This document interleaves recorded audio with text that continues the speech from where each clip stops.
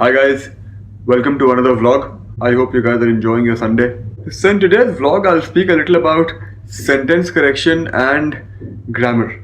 To be more specific, and I've said this before, why you should not obsess too much with grammar on sentence correction.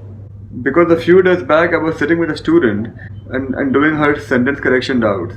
And there was this particular question, which I'll show you guys, where she came up with a very interesting question, and the question was rooted in the fact that she was approaching the question in a very grammatical manner, whereas I was approaching the question in a very meaning oriented manner. I always tell my students, and you would have seen me say the same thing in my vlogs, it's always important to focus on the meaning, or rather, it is much more important to focus on the meaning than on grammar. I mean, grammar is there, and one has to get the grammar right. But if you're looking at tough questions, or if you're trying to answer a tough question, the answer most likely will come from the meaning, or at least it's the meaning that you should look at first. Once you figured out the meaning, maybe eliminated some options, then by all means look at the grammar. But don't ignore the meaning at the cost of getting your grammar right, because you will not get the grammar right, and you will not get the question right. So what I'll do is, I'll take you guys through a couple of slides. I'll first discuss a grammar rule, which is where the student got completely confused. And then I'll discuss the question. It's an OG question, which I was talking about. So here we go. Okay, so first I'll discuss the grammar rule with you guys. The grammar rule is very simple. I'm sure you guys know what are coordinating conjunctions. Remember this acronym that you see, fanboys. Each of these words stands for a conjunction. For and nor, but, or, yet, and so. So before I go to the rule, if I give you these two sentences on the screen, and if I ask you guys which one is correct, what would you say? So the difference between the two sentences, if you've noticed, is just this comma. Do I need a comma before and, or do I not need it? And that's where the grammar rule comes. The grammar rule says, and it correctly says, that whenever you have a fanboys conjunction connecting two independent clauses, it must be preceded by a comma. So you definitely need a comma in this case, because you have an independent clause before and, you have an independent clause after and, so then you need to go with a comma, and sentence 2 will be correct. Sentence 1 will be incorrect. So this is the grammar rule. I know the rule. I don't always teach it to students because I haven't seen the GMAT ever test you on the comma. If you know it, it can be useful, but I've just seen students get very confused with this, so I don't normally tell students this particular rule. So now I'll move to the actual OG question which that student had asked me. So here is the question on your screen. Some of you may have seen it earlier already. So what I want you guys to do is just read the sentence, understand the meaning, go through the options, and see if you can narrow down your choices to two options, or if you can select one answer. You can pause the video, try the question, come back, and then play the video. Okay, so I'm sure you've read the sentence, you've understood the sentence. Now, the interesting thing about the sentence is it has a lot of modifiers. This sentence contains a lot of modifiers, like this which part is a modifier, during the reign of Titus is a modifier, who, this again gives you a modifier.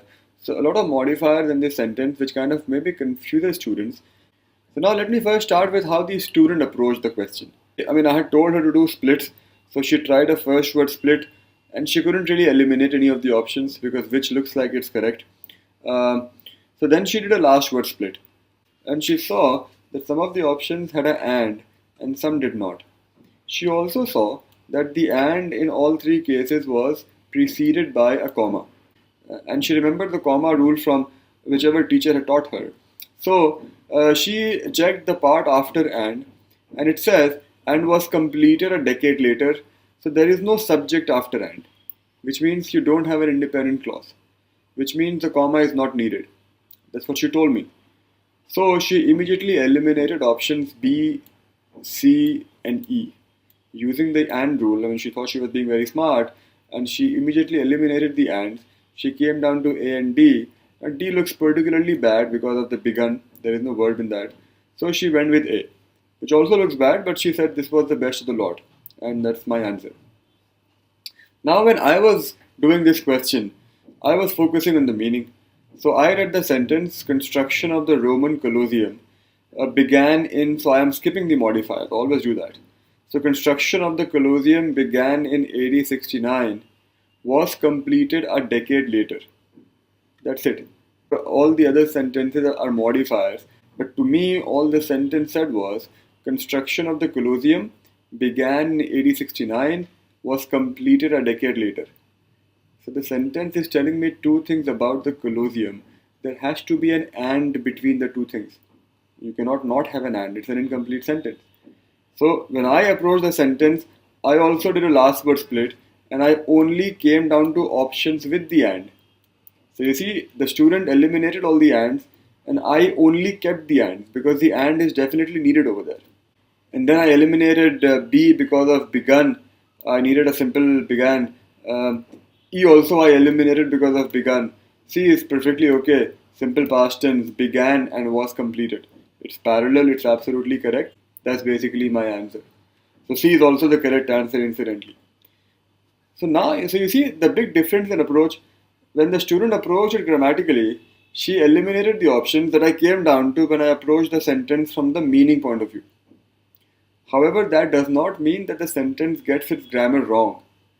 So then how do I explain the comma? You see, the comma has got nothing to do with the and. As I said, this sentence has a lot of modifiers. The comma is basically setting off this modifying phrase. That's what the comma is doing. You see, there's a comma before the modifying phrase, there's a comma after the modifying phrase. The comma has nothing to do with and. The comma is basically setting off the modifier. There is no comma before and technically. So all the sentences which began in AD 69 and was completed. That's your sentence. There is no comma. But if you approach it very grammatically, you will get confused because you're looking for commas and ings and God knows what you've been taught. And you will most definitely get confused and end up with the wrong answer. So by all means know the grammar, but always focus on meaning. This question is a classic example of that, which is why I wanted to discuss it with all you guys, because I keep saying focus on meaning, and everybody keeps focusing on the grammar. So I mean, I've written a grammar book, the SC Grail, but still I say meaning first, then grammar. Great. So the moral of the story is don't go crazy with grammar. I mean, the GMAT is testing you on very limited grammar rules, which are all there in a good book such as the SC Grail. But the first thing when you're approaching a sentence correction question is to understand the meaning of the sentence. That's the most important. Don't try to answer a question without understanding the meaning by just focusing on the underlined part or looking at, the grammar that is being tested.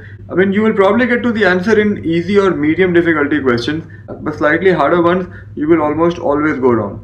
Because that's how those questions are constructed, to ensure that if you get very grammatical, you go wrong. So, on GMAT sentence correction, meaning is first, grammar is second, there's no two ways about it. I hope you guys found the vlog informative. I shall see you tomorrow in a new vlog. Have a nice day.